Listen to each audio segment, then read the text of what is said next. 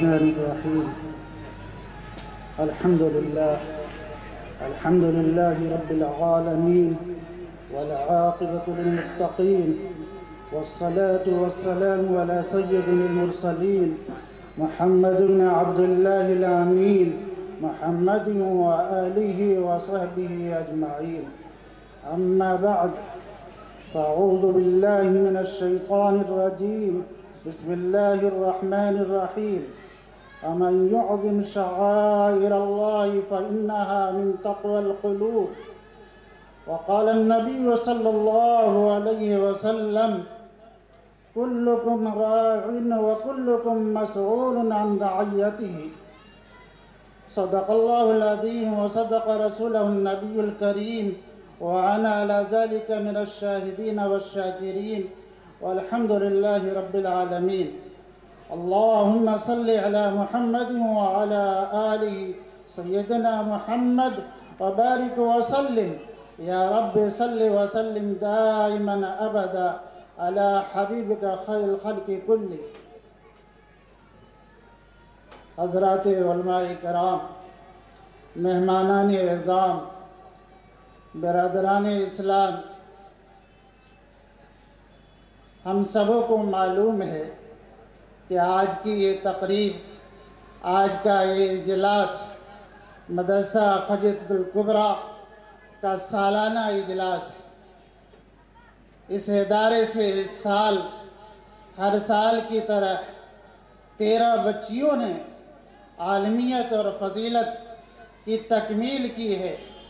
اس کے شکرانے میں یہ تقریب منعقد کی گئی ہے تاکہ ہمیں معلوم ہو کہ اس مدرسے میں کس چیز کی تعلیم دی جاتی ہے. اس مدرسے میں انسانیت کی تعلیم دی جاتی ہے. اس مدرسے میں اخلاق سکھایا جاتا ہے. اس مدرسے میں انسان بنایا جاتا ہے. محترم بزرگوں اور دوستو، میرے لیے بھی یہ بڑی سعادت کی بات ہے، اور تمام مسلمانوں کے لیے بھی یہ خوشی اور مسرت ہی نہیں بلکہ عبادت کی بات ہے. یہاں بیٹھنا، یہاں علماء کرام کے بیانات کو سننا اور اس کے مطابق عمل کا ارادہ اور جذبہ پیدا کرنا، یہ ایمان کی تازگی کی علامت ہے. محترم بزرگوں اور دوستو، جیسا کہ ابھی میں نے خطبے میں آیت پڑھی، یہ سورہ حج کی ایک آیت ہے جس میں اللہ پاک فرماتے ہیں، اس کا مفہوم ہے جو اللہ کے شاعر کی تعظیم کرتا ہے، احترام کرتا ہے، رسپیکٹ کرتا ہے، تو یہ ان کے دلوں کی تازگی کی علامت ہے. یہ خوف خدا کا سبب ہے، اللہ سے تعلق کا یہ زینہ ہے. مفسرین صحابہ میں حضرت عبداللہ بن عباس رضی اللہ تعالی عنہما فرماتے کہ شاعر کسے کہتے؟ چونکہ یہ حج کی آیت ہے، فرماتے والبدن والہدی من شعائر اللہ. قربانی کے جو جانور ہیں وہ سب اللہ کے شاعر. اسی طرح حضرت مجاہد تابعین میں بڑے مفسر ہیں، وہ فرماتے والوقوف بعرفہ من شعائر اللہ. حج کے موقع پر عرفہ میں، مزدلفہ میں وقوف کرنا یہ اللہ کے شاعر میں. اسی طرح حضرت مفتی شفیع صاحب رحمہ اللہ فرماتے ہیں وہ چیزیں جن پر کسی قوم کی شناخت موقوف ہو تو وہ اس کے لیے شاعر ہیں، وہ اس کے لیے علامت. بلا شبہ مدارس، مکاتب، مساجد، دینی انجمنیں، خانقاہیں، یہ مسلمانوں کے لیے، ملت اسلامیہ کے لیے یہ شاعر ہیں.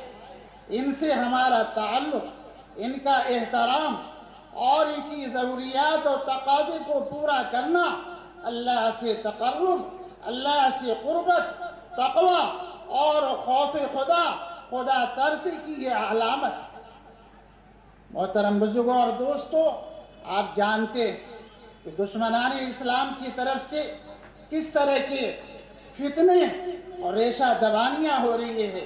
ان کی طرف سے کیسی کیسی باتیں آ رہی ہے कैसे कैसे प्रोपेगेंडे इस्लाम के खिलाफ, शरीयत के खिलाफ, मदारिस के खिलाफ अफवाहें फैलाए जा रहे हैं और इसको बदनाम करने के लिए, और इसका वाहिद मकसद ये है कि मुसलमानों का मदारिस के सिलसिले में, शायर के सिलसिले में ज़हनों में तशकीकी पहलू पैदा हो जाए, उनका ज़हन उससे हट जाए।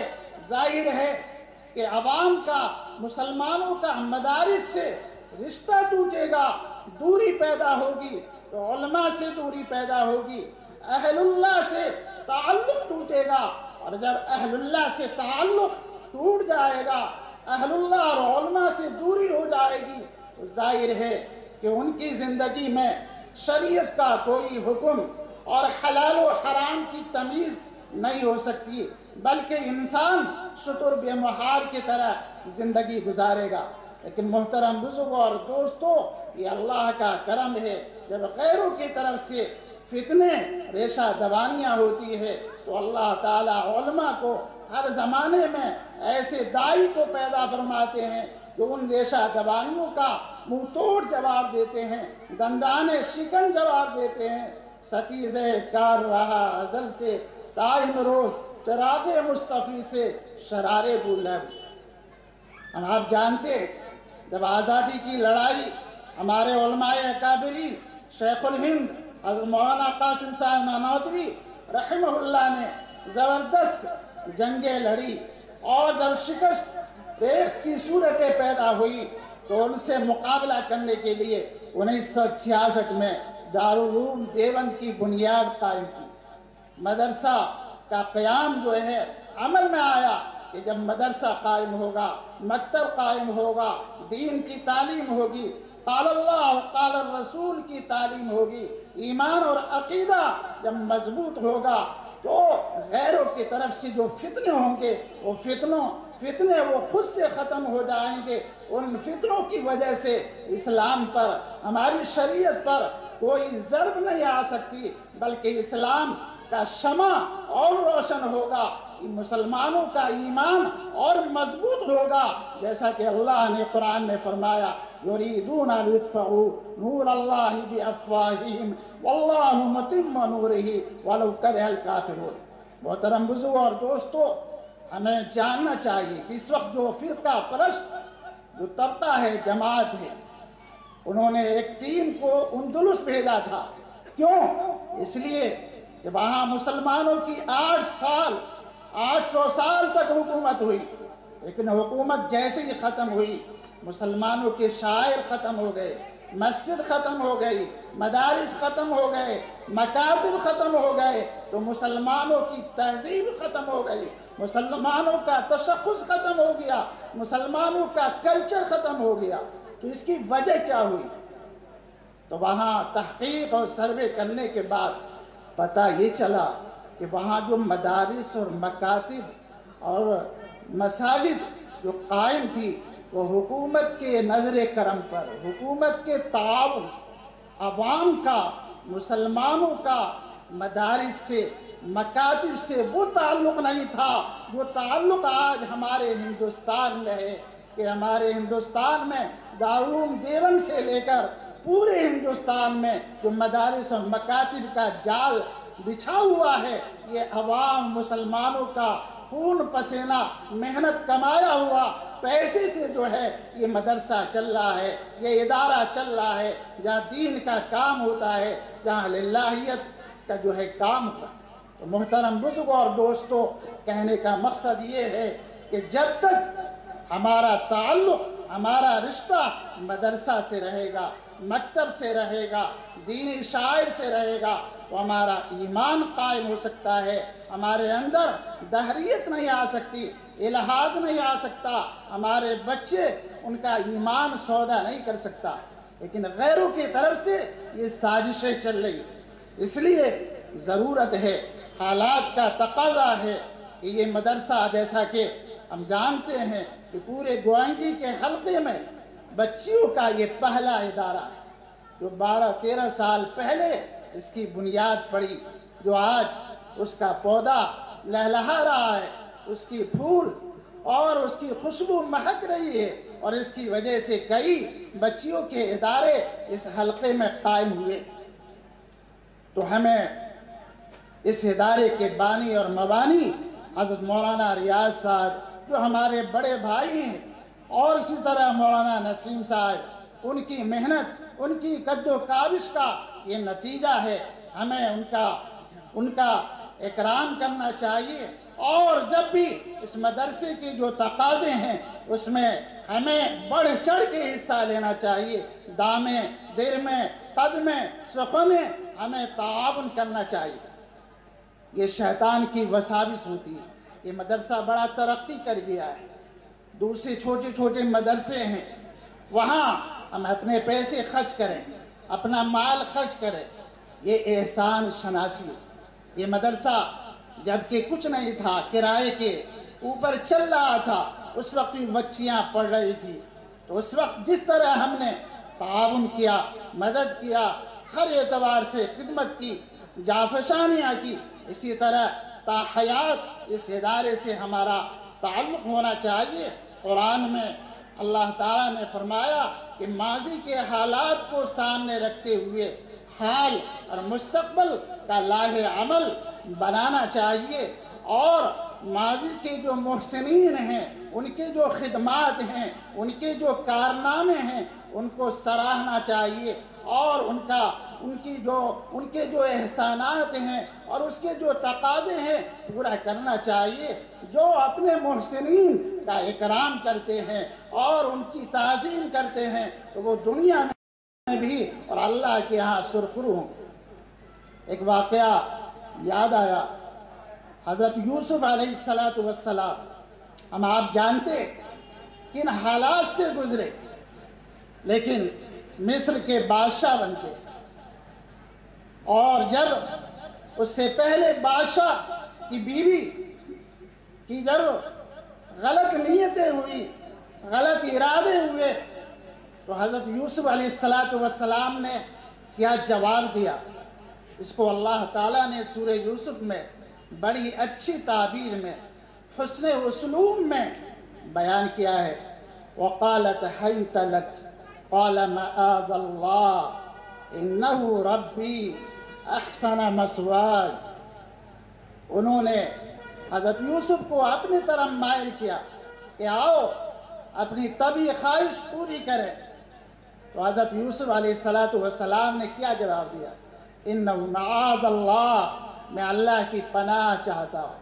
اِنَّهُ رَبِّي أَحْسَنَ مَثْوَايَ، یہاں رب کا مفسرین نے دو معنی لیا ہے۔ ایک معنی رب سے رب حقیقی یعنی اللہ تعالی مراد ہے۔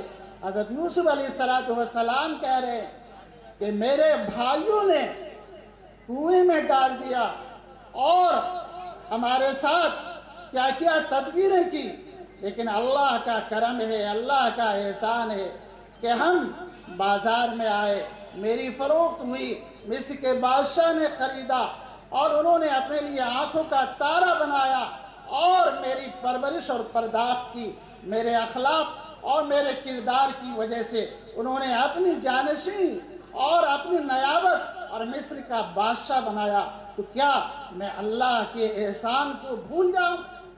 دوسرا معنی یہ ہے کہ بادشاہ وقت نے کہ ان کے ساتھ جو احسان کیا،